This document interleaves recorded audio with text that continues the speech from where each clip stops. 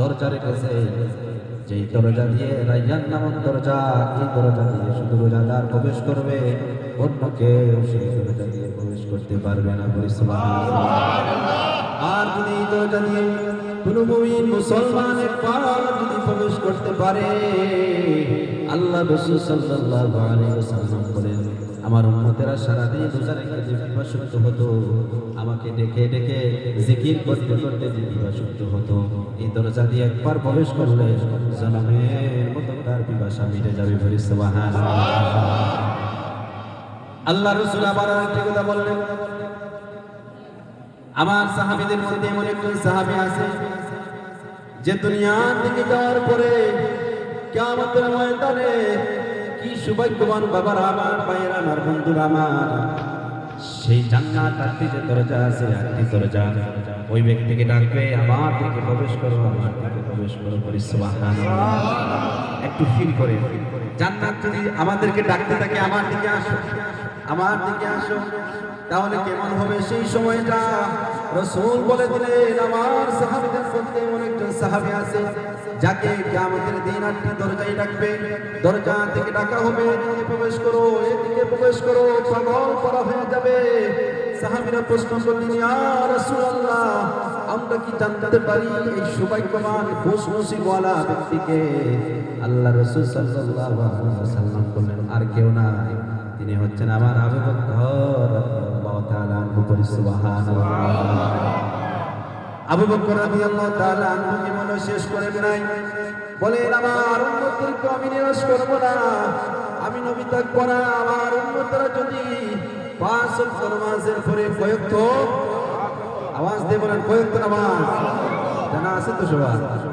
5 ওয়াক্ত নামাজের পরে আমরা পবিত্র হই ওযু করে, ওযু করার পরে যদি কোনো ব্যক্তি হাতিয়ে কুলি পানি নিয়ে যদি আকাশের দিকে তাকাইয়া একটি দোয়া পড়ে, আশহাদু আল্লা ইলাহা ইল্লাল্লাহ ওয়া আশহাদু আন্না মুহাম্মাদান আবদুহু ওয়া রাসূলুহু, এই দোয়াটি পড়ে আকাশের দিকে তাকাইয়া যদি আমল করে, আল্লাহ রাসূল সাল্লাল্লাহু আলাইহি ওয়াসাল্লাম বলে, কিয়ামতের দিন ওই ব্যক্তির জন্য আটটি দরজা খুলে দেওয়া হবে। বলি সুবহানাল্লাহ। একটু অনুভব করেন,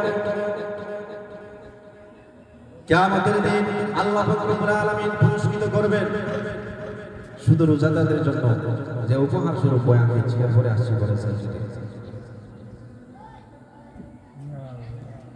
কিয়ামতের দিন আল্লাহ পাক রব্বুল আলামিন এমন ভাবে জান্নাতের মধ্যে আপনাকে আমাকে বসাবেন,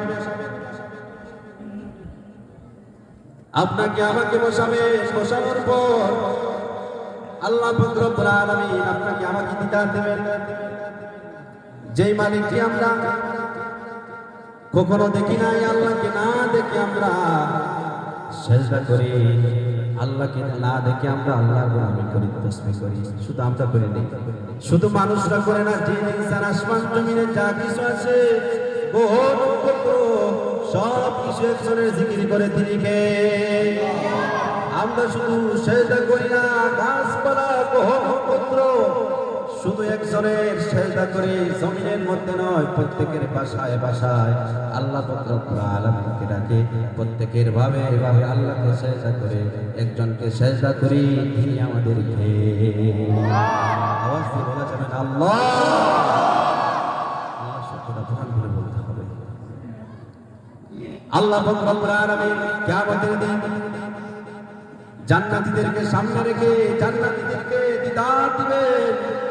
আল্লাহ পাক রব্বুল আলামিনের একটি পলক দিদার পেয়ে কোটি কোটি বছর জান্নাতীরা অজ্ঞান হয়ে পড়ে যাবে। বলি সুবহানাল্লাহ। এই যে আল্লাহ পাক রব্বুল আলামিন দিদার দিবেন, সেই দিদার পেতে আমরা রাজি আছি কিনা?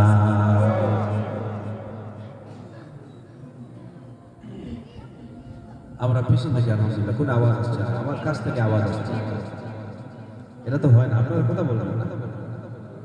দুরূদ শরীফ পড়ো, আল্লাহুম্মা সাল্লি সাইয়্যিদিনা মাওলানা মুহাম্মদ ওয়া আলা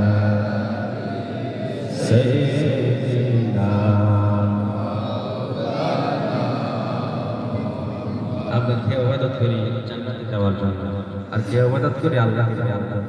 একটি উদাহরণ দিই, যদি মালিক যদি আপনার উপরে খুশ থাকে আর মালিকের সায় সম্পত্তি ভোগ করতে আপনার কোনো সমস্যা আছে? কোনো সমস্যা নেই। যদি চিন্তা করেন যে আমি মালিকের ঘরে কাজে আছি মালিকের একটি টুমা নেওয়ার জন্য, তাহলে এটাও হবে। আর যদি চিন্তা করেন মালিককে খুশি করে মালিকের সব সম্পত্তি ভোগ করবো, এটাই হচ্ছে জ্ঞানী মানুষের পরিচয়। আমরা জান্নাতে গিয়ে কার দিদার পেতে চাই? আওয়াজ দিয়ে বলেন কার? আল্লাহর দিদার পেতে চাই। এটা শুধু রোজাদারের জন্য সম্ভব। এখন বলতে পারেন রোজা কি শুধু আখিরি জামানার নবীর উম্মতের জন্য? না, আখিরি জামানার উম্মতের জন্য না। আল্লাহ সেটা স্পষ্ট করে দিয়েছে। আল্লাহ বলেন ইয়া আইয়ুহাল্লাযীনা আমানু কুতিবা আলাইকুমুস সিয়ামু কামা কুতিবা আলাল্লাযীনা মিন ক্বাবলিকুম লাআল্লাকুম তাত্তাকুন। আল্লাহ পাক রব্বুল আলামিন বলেন আমি শুধু তোমাদের উপরে রোজা দেই নাই, তোমাদের পূর্ববর্তী যারা ছিল তাদের উপরে রোজা ছিল। এখন বলতে পারেন হুজুর রোজা কিসের জন্য দিয়েছেন? রোজার মধ্যে কয়টা ফায়দা আছে? এর মধ্যে দুইটা ফায়দা বলি। আল্লাহ পাক রব্বুল আলামিন বলেন যারা রোজা রাখে তাদের জন্য তো পুরস্কার আছে। এর মধ্যে রোজার মাধ্যমে বান্দা মুত্তাকি হতে পারে। বলি সুবহানাল্লাহ। আল্লাহ লাআল্লাকুম তাত্তাকুন। এখন আপনি মুত্তাকি হয়েছেন কিনা বুঝবেন কি করে? দেখবেন ভালো কিছু কাজ হয় না সমাজে, ভালো কাজ হয় না, ভালো কাজ হয়, মন্দ কাজ হয়। এখন বুঝবেন কি হয়, ফিল হয় কি বলে দিই। যদি আপনি চিন্তা করেন আজকে খাসিলা গ্রামের মধ্যে ভালো একটি অনুষ্ঠান হচ্ছে, ভালো একটি কাজ হচ্ছে, কোরআনের খেদমত হচ্ছে, এতে যদি আপনার মনে খুশি হয়, আনন্দ হয়, ভালো লাগে, কোরআনের আওয়াজ শুনলে ভালো লাগে, কোরআনের কথা শুনলে ভালো লাগে, আল্লাহর কথা শুনলে অন্তরে ভয় চলে আসে, তাহলে বুঝে নেবেন আপনি মুত্তাকিদের অন্তর্ভুক্ত হয়ে গেছেন। সুবহানাল্লাহ। সমাজের মাঝে আমার মানুষ আছে না যে এই জায়গার মধ্যে ওয়াজ হচ্ছে, অমুক নেতা তমুক নেতা, বলা হয় নাই যাবো না, আছে না নাই? সত্য কথা বলে। আপনারা তো সত্যবাদী, সত্য কথা বলতে ভয় কি? না নেতার দল থেকে বাদ দিয়ে দিবেন? তাহলে এমন আছে না অমুককে সভাপতি দেওয়া হয় নাই, তমুক সভাপতি দেওয়া হয় না, এটা মুসলমানদের কাজ না। ভালো কাজ হচ্ছে মুসলমান করবে, এটাই প্রকৃত কাজ। আল্লাহ পাক রব্বুল আলামিন বলেন ওয়ামা আতাকুমুর রাসূলু ফাখুযুহু ওয়ামা নাহাকুম আনহু ফান্তাহু। যখন কোরআনের তিলাওয়াত করা হয়, কোরআনের আওয়াজ, কোরআনের আলোচনা চলে আসে, মুমিন বান্দাদের অন্তর নরম হয়ে যায়, শীতল হয়ে যায়। যখন আপনার অন্তরের মধ্যে কাজগুলো আসবে নিশ্চয়ই বুঝতে হবে নিঃসন্দেহে আপনার মুত্তাকি, আপনার কলবটাও পরিশুদ্ধ হয়ে গেছে। বলি সুবহানাল্লাহ। শরীফ বলেন লা ইলাহা ইল্লাল্লাহ, লা ইলাহা ইল্লাল্লাহ, ও লা ইলাহা ইল্লাল্লাহ, ও লা ইলাহা ইল্লাল্লাহ, ও লা ইলাহা ইল্লাল্লাহ। আল্লাহ আদম হাওয়া বানাইয়া শরতিন শতর শরফান দাইলা। আল্লাহ আদম হাওয়া বানাইয়া শরতিন শতর শরফান দাইলা। ও গো